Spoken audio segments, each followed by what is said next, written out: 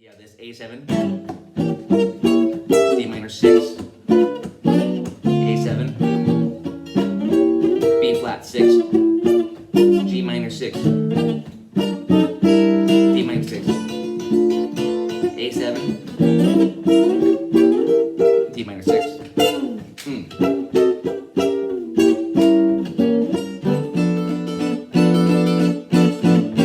And of course, I'm just having fun getting rhythmic as well. That's another big part of it. Is just to, get that right here.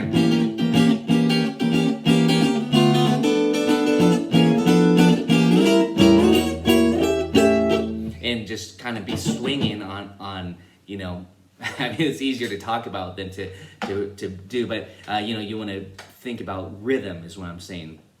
And you might just start off with those really simple Charleston rhythms.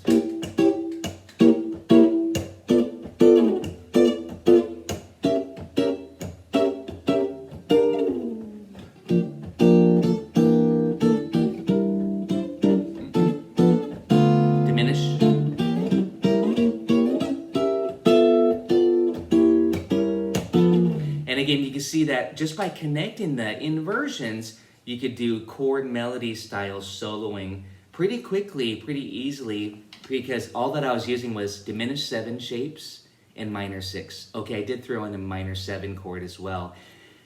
Quiz time. G minor 7 equals what major 6? G minor 7 equals what major 6?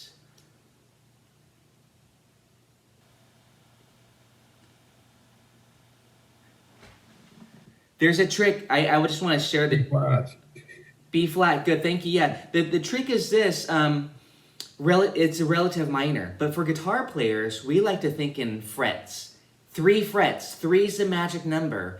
And here's what I always say. I know many of you know my way of saying it and remembering it. Minor is sad. Minor is down. Major is happy. Major is up. So if I said G minor, that's relative to up 3 frets, B flat major, okay? 3 frets just go do, do, do, do. So G minor 7 is equivalent to B flat major 6, okay? And again, this is very important in swing music because you'll see major 6 chords all the time. And now you have a very quick, you might say, I don't know, do I have to learn all my major 6 chord inversions? And I say, no. You already know your A minor 7. You've been working on your A minor 7s, you got all 4 down. What is A minor 7 the same as? What major 6 chord? A is down.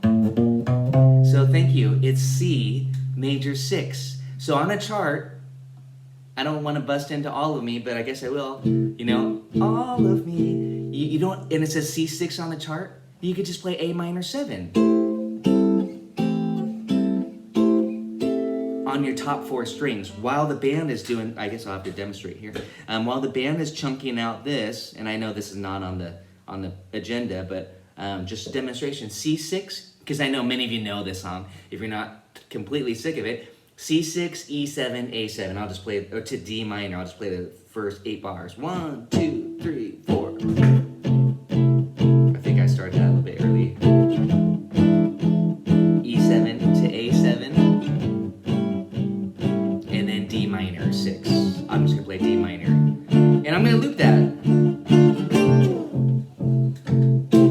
Diminished trick. A7, diminished trick. D minor 6. And from the top, A minor 7 for the C6. Bum, bum, bum, diminish. Bum, bum, bum, bum. A7. D minor 6, and I'm just looping those 8 bars.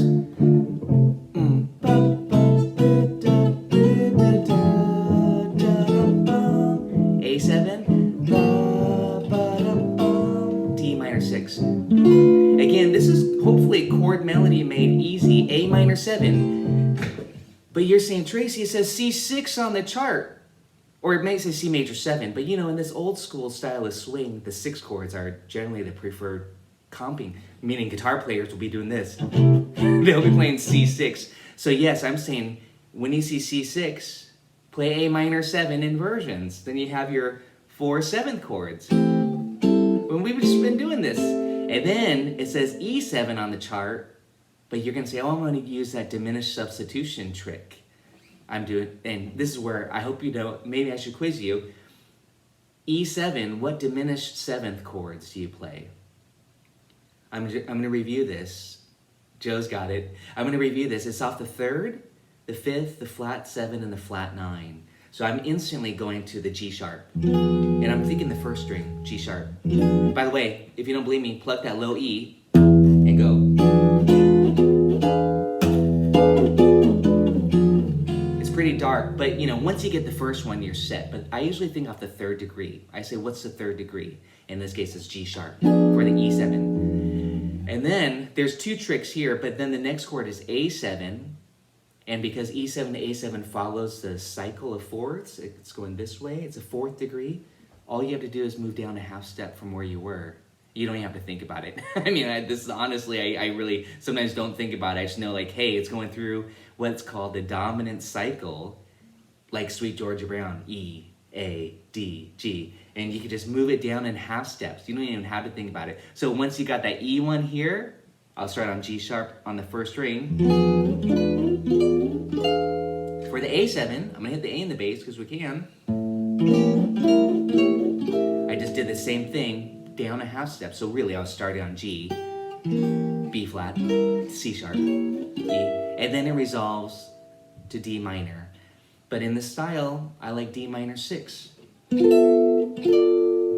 minor 6. Here's D minor 7 to D minor 6. D minor 7. I love those little movements, okay? D minor 7. That was the first 8 bars to all of me. Just again, really, really simplified thinking. I hope it's simplified, knowing, but I'm saying know your 7th chord inversions, then you already know your 6th chord inversions. You don't have to say, oh, I need to study my 6th chord inversions. If you already know your 7th chord inversions, you already know your 6th chord inversions. I said that kind of fast. If you already know all 5 7th chords, even though the diminished, doesn't really count it. But if you know your if you know your 7th chord inversions, and you know the little trick here for substitution, like I said, C6 equals A minor 7. In Dark Eyes, you see a B flat 6 chord. But what I wrote on my worksheet, if you have it in front of you, it's okay if you don't, I say G minor 7. B flat 6 equals G minor 7. Okay, so when I was playing through Dark Eyes earlier as a demonstration, even though I know that the chord says B flat major 6 on the chart and the band's playing B flat 6, I'm thinking G minor 7, G minor 7, G minor 7, G minor 7. Then it goes to G minor 6, like on the chart in the band. Back to D minor 6. I guess I am going through this. And then A7, I'm doing our diminished trick. And then resolving it to D minor 6. Then you get a lot of fun on this really great 16-bar song. We can jam on it probably for the whole lesson, but I know there's other stuff we need to talk about. So do think about that, and I am trying to...